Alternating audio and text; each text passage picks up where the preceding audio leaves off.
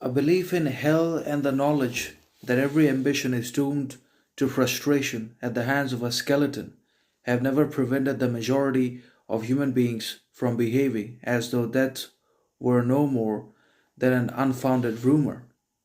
Meaning, both hell and knowledge certainly exist in reality, or they just don't exist in reality because they have got absolutely zero connections or resemblances with any of the reality and real life conditions and practical circumstances inside of which were placed by our governments, by our rulers and leaderships that came before ourselves and ruled everything, or inside of which we naturally found ourselves in that there is no hell, there is no knowledge either.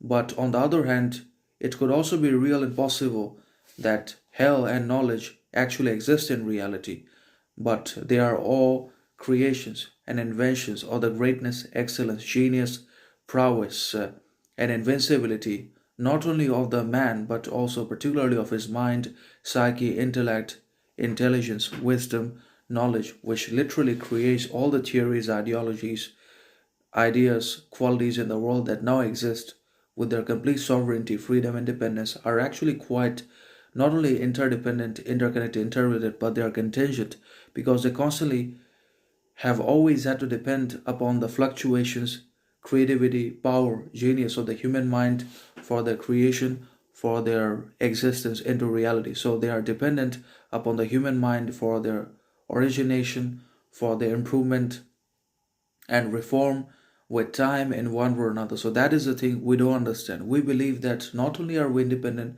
free, but that all of our actions, behaviors, habits, creations, and independent and developments or inventions also are absolutely free, independent. They've got their unconditional freedom, sovereignty, which is neither real nor truthful nor authentic.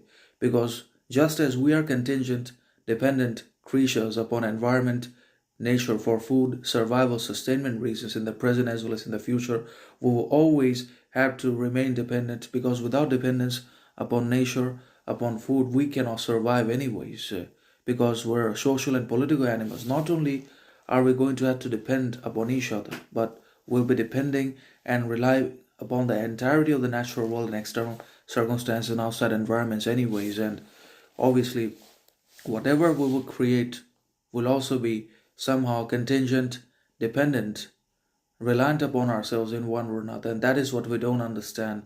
That we always believe everything is independent, but everything is not independent. Only nature is independent. But whatever we are, whatever we create is quite